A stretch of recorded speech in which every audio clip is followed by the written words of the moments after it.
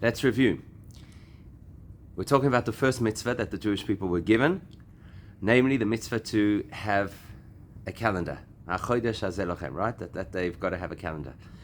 And then we said, in order to establish that calendar, you have to be able to see the new moon. And what's supposed to happen in an ideal situation, as it used to be in ancient times, is that you'd have witnesses come in front of the Sanhedrin in Jerusalem, and they would say, we saw the moon, and the Sanhedrin would then test that, and based on their testimony, corroborated by the astronomical charts, we say, okay, it is Rosh Chodesh. And that left us with a question, well, why do you need that? If you can do the research on your own, and you can work out scientifically when it's supposed to be Rosh Chodesh, why do you need the witnesses? And if you trust the witnesses, like any other area of Jewish law where we trust witnesses absolutely, and we create realities based on the witnesses, why would this be an exception? And you've got to go check and see from what the science has to say. It doesn't seem to add up. So we said if we want to appreciate that, we have to first work out why Rosh Chodesh is the first instruction the Jewish people were given. And the reason for that is because the word Chodesh is related to the word Chidush, which means that to be Jewish is to do something which is completely new and innovative and unexpected and revolutionary, which is to reverse creation. Because the creation of the world is taking spiritual energy and turning it into physical stuff. And the goal of being Jewish is to take physical stuff and turn it into holy energy. Okay, so now the thing is, how do you do that? It's all very nice in theory. How do you do that? Now, there are two possibilities of how this works. Okay, because our goal is, we're supposed to take physical things and elevate them to become holy things. For example, money becomes a tool for serving Hashem. Food becomes something that energizes us, that we can serve Hashem, etc., etc. Right? That's what we're supposed to do. We're supposed to reinterpret physical things. In order to reinterpret physical things, there are two possible ways in which that could be achieved.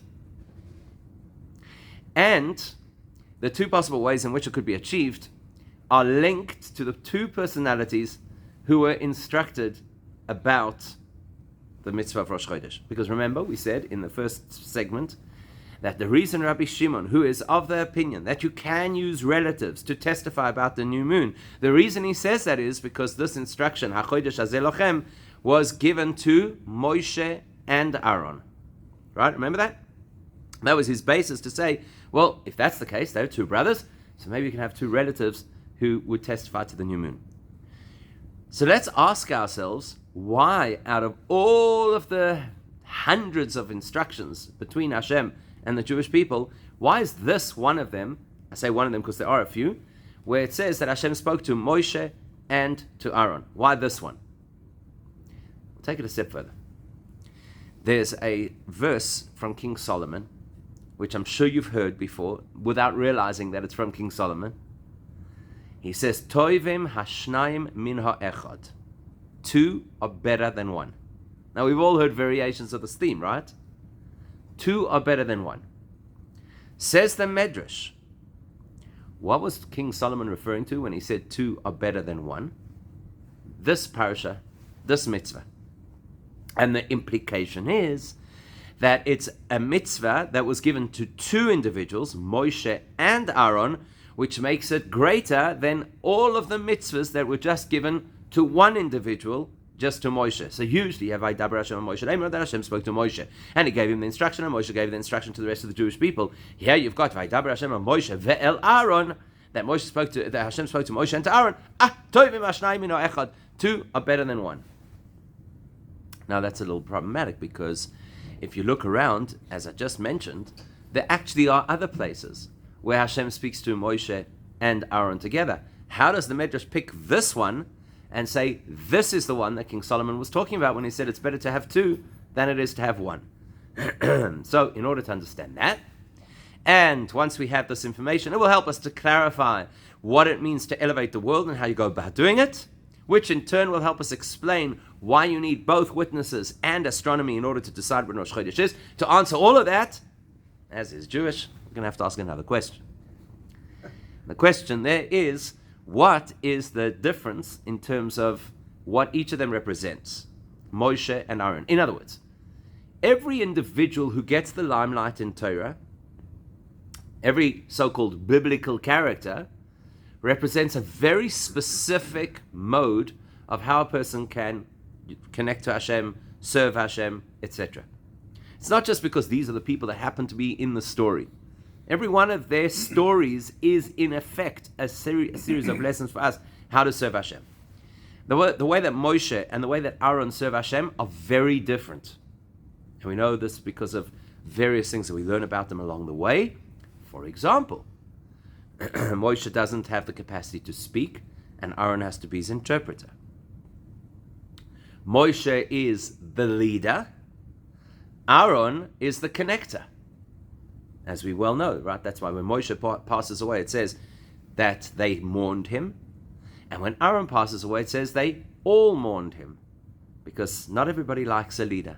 Sometimes the leader says things that you don't approve of. Sometimes the leader has to discipline the community. Aaron is the connector. He's always making peace between everybody and bringing people together. They're very different ways in which to serve Hashem.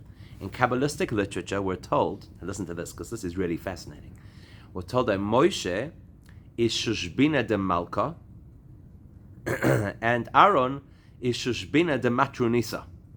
Okay, now you got to know what those things are.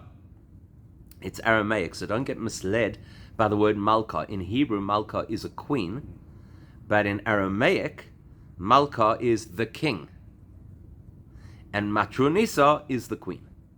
So, what does that mean? That means that Moshe is, in the language of Kabbalah, the chaperone of the king, and Aaron is the chaperone of the queen. Now, where do you have a shushbin, a chaperone, in regular Jewish experience? Where do we have shushbinim? There are two occasions, two rituals in Judaism that require chaperones. The one, which is not relevant to this conversation, is? Marriage, I'd say. Marriage. That's the one that is relevant to this conversation. A wedding. You don't walk down to a chuppah alone. You always walk down accompanied by people. They are the chaperones, typically the parents. But let's say there are no parents, but you still have to have people walk you down. You have to have chaperones. And the other one, which just for interest's sake is not relevant to this conversation, is a bris. That's the role of what we call kvatas. They are the chaperones who bring the baby in and take the baby out of the bris. Okay, leave the bris because that's not our focus. Our focus is the wedding. So you have the chaperone of the king and you have the chaperone of the queen. It's almost like saying the bride and the groom. Now we know that what's going to happen shortly after the story is the Jews will go into the desert and then they will receive the Torah. And we know that the Torah is, or the giving of the Torah is compared to a wedding ceremony between Hashem and the Jewish people. So now we see that Moshe is the chaperone of the king and Aaron is the chaperone of the queen. Things are starting to fall into place. What we're trying to say is that Moshe's job, what's the chaperone's job? To bring the one individual to the other individual, right?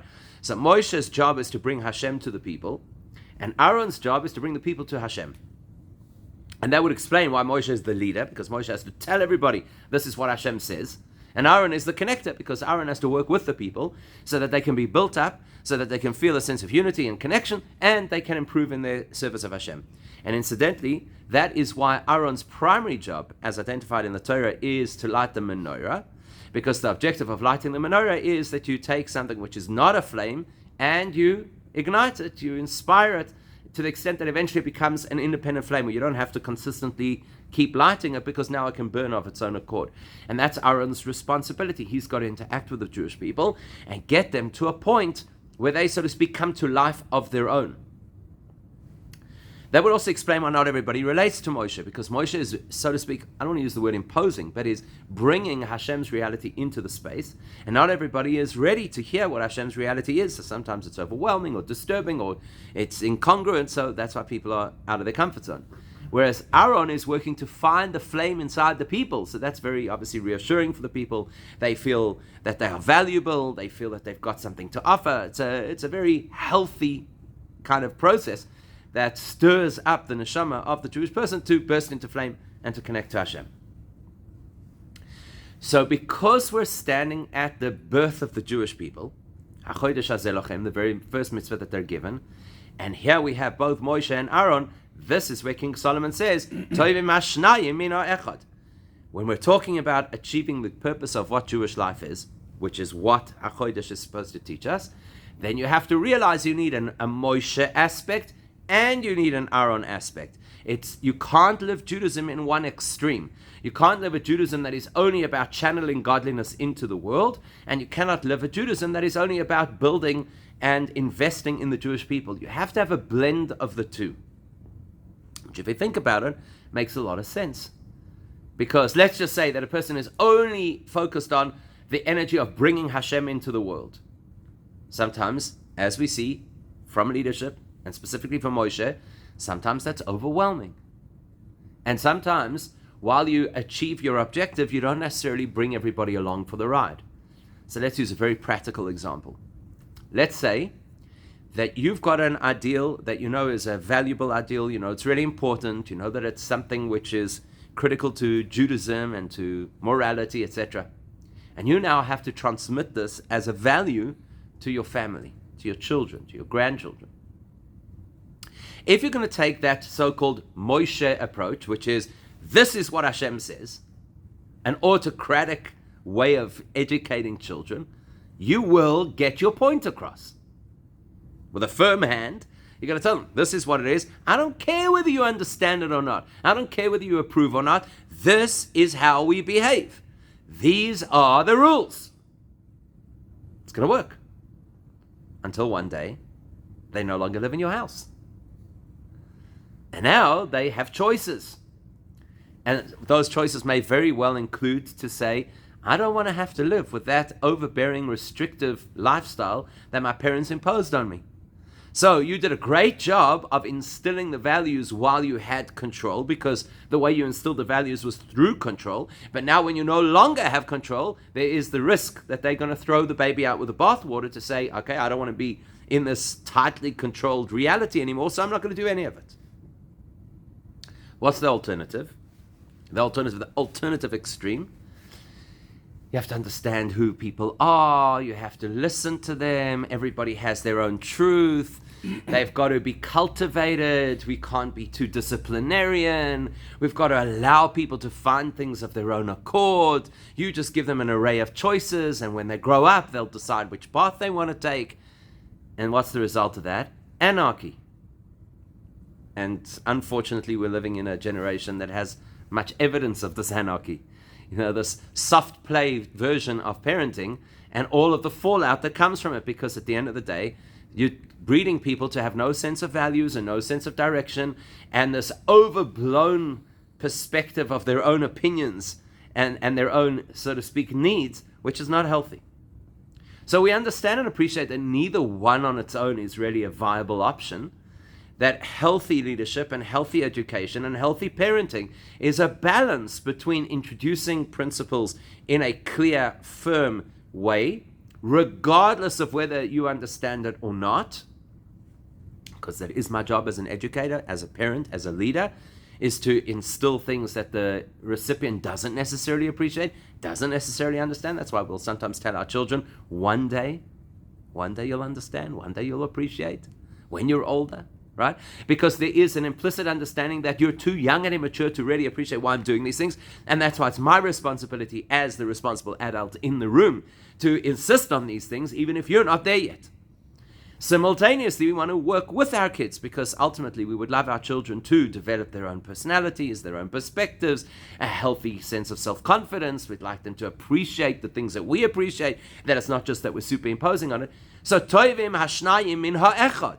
It's much better to have two collaborating on this journey than just one overbearing on either extreme. So here we are at the beginning of the Jewish journey with this very powerful message of HaChodesh, saying that what we've got to do is the exact opposite of how the world is. The world was created as a physical, finite environment, created that way by Hashem himself, even though it originates from a very spiritual, powerful place.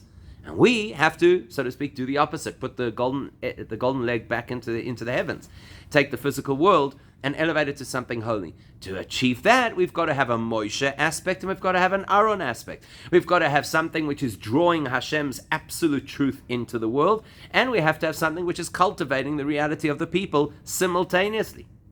So you want a Moshe and you want an Aaron in order to achieve what it is that we have to achieve. Let's just put that into different words, because it's quite important just to clarify this. What that means is that in the journey of Judaism, what we found over the course of our history is similar problems to what we found through the course of the evolution of parenting. There were times in Jewish history where the nature of the Jewish community was authoritarian. The rabbis sit on a pedestal, they dictate to everybody else what to do. You can't challenge, you can't question, there's no room for individuality. We went through those phases. And we went through the incredible pushback after those phases, a lot of which is our generation, right? Or our parents' generation. There's this extreme pushback against this control that people wanted to have in the religious world, where you don't ask questions, you don't think for yourself, you don't step out of the mold, and you've just got to conform. We've also seen the opposite. We've seen the exact opposite, which is people who say it's all about adapting, and we've got to appreciate the circumstances in which we live, and we have to be part of the regular society, and therefore Torah has to be reinterpreted to suit the modernity, and all that kind of stuff. We've seen what's happened with that as well, that you land up going completely off the rails, and eventually, 2-3 generations later, those individuals who were so dedicated to this new-found version of Judaism are no longer Jewish. And that happens to be the statistic. So the answer lies in a healthy blend of the two. You've got to have a Moshe and you've got to have an Aaron. Moshe is the one who tells us this is what God says, and whatever Hashem says is absolute, it's unwavering, it's non-negotiable, it's what Hashem says. Whether you like it or not, whether you understand it or not. And then you have to have an Aaron who comes into the picture and says, now that we know that this is the reality, now let's work to understand it and appreciate it to the extent that it actually becomes ours. Again, let's go back to the parenting example. The greatest nachas that you could have is one day when you watch your children sharing your values with their children. Not because they feel compelled to do so, but because they've come to embrace those values. That's nachas. I don't feel like I enforced anything on them. I feel that I brought them to a place that it's theirs. Much like in the same way, you don't want somebody to get up and say, X and Y is what I believe because I read it in a book. You want to say X and Y is what I believe because I've come to understand its value of my own accord. So that's the balance over here of the Moshe and the Aaron who have to be present when Judaism is being introduced. So now let's go back to how this mitzvah is going to work over the course of history. The mitzvah is going to depend on witnesses who are going to stand in front of a court and they're going to say, we saw the moon in such and such a way. Now we already established that the nature of testimony with witnesses in Judaism is something that doesn't necessarily have a rational basis. Meaning, there are times, it is possible, that witnesses could have thought they saw something and they didn't. You always run that risk. You always run that risk with an eyewitness. So going back to something we quoted right at the beginning about this, what the Rambam says, that it is Hashem's decree that when two adult kosher witnesses testify to an event, that makes the reality. Does it follow logically that because two people saw something, it makes the reality? It may not be logical. That's what Hashem says. This is the Moshe moment. This is the declaration of truth from Hashem's perspective. This is it. If they said they saw the moon, they saw the moon. Now you have to accept it to be Rosh Chodesh. Because the foundation of Judaism is that there are absolute truths. Not everything is open to negotiation. Not everything is open to interpretation. There are absolute truths, and those truths originate from Hashem himself, and they are imparted to us through the Torah. And none of us will ever, in a million lifetimes, have the authority to compromise one of those truths. That's what the witnesses represent. And then, the moment those witnesses have completed their testimony, there is an equal obligation, also mandated by the Torah, that the Sanhedrin will now go and consult with the science, which is very rational. Meaning to say, they're not going to switch on their brains. And they're not just going to blindly accept what they've been told. They're going to find a way to parallel what they've been told with what they can understand. So in order for it to actually be Rosh Chodesh, unlike any other testimony we'll cross-examine witnesses, obviously, but we won't have an objective scale by which we could check their testimony. Here we have the subjective scale, and we're using it, and it requires intellectual input because it's science, and we've got to go and research it. And quite frankly, I don't know if you've ever looked into the science or the astronomy behind how we calculate the Rosh Chodesh cycle. It's not simple stuff. You have to have a good understanding of astronomy, you have to have a good understanding of geometry, you have to know all the nuances of the angles that the moon can be at. You need to know exactly how we divide up a piece of time in Judaism. You know, you have hours, and then you have what we call chalokim, right?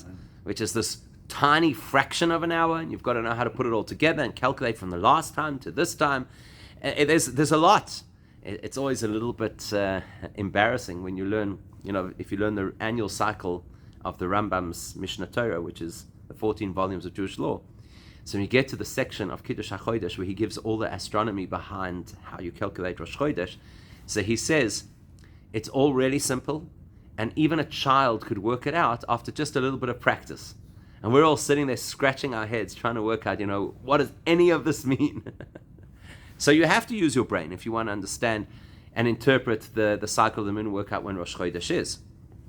That's the Aron component. That's where we're brought in as players in the system. And that tells us exactly how Judaism works. Judaism is about bringing into our space something that is from Hashem, that is pristine and absolute and non-negotiable. Every single time that we learn something about Judaism, we should realize this is the truth. Now I've got to wrap my head around the truth. So, for example, I'll give you a real example of this. They say that the Tzemach Tzedek, the third Rebbe, when he would learn a page of Gemara, he would learn the entire page of Gemara without any commentary. Just go through it. This is the proposition, this is the question, this is the counter argument, these are the proofs, and so on and so forth. Go through the whole page. Then he would go through the whole page again with a commentary of Rashi. This is how Rashi explains this line, how he explains the debate, how he explains the answer, etc. Then he'd go back and he'd go through the whole Gemara again and explain why his initial understanding of the Gemara was inaccurate and Rashi's understanding is accurate. In other words, what that means is that the blend of the Jewish experience is we start with faith. We start with an acceptance of things that are beyond us, and then we bring our personality and our minds on board. And we play catch-up. We try and satisfy our understanding of those things rather than making those things suit what we already understand. That's the balance of being Jewish. Moshe and Aaron, witnesses and research. And what that effectively means is that we are consistently through our lives as Jewish people bringing godliness into our space. That's the Moshe energy. That's the accepting of what witnesses have to say, even if I don't yet understand it. And then lifting ourselves and our environment into that holy space. And that's represented by Aaron and by the process of analysis and research and understanding. And so any Jewish person who says it's all about what you understand and interpret and rationalize has missed the point. And anybody who tells you don't rationalize and don't try and understand has missed the point. And that's the fine line of the experience of Judaism, to allow us the opportunity of HaChodesh, of doing something which is unexpected and something which is very innovative and completely changes the world by inviting Hashem into our space and lifting ourselves into His space.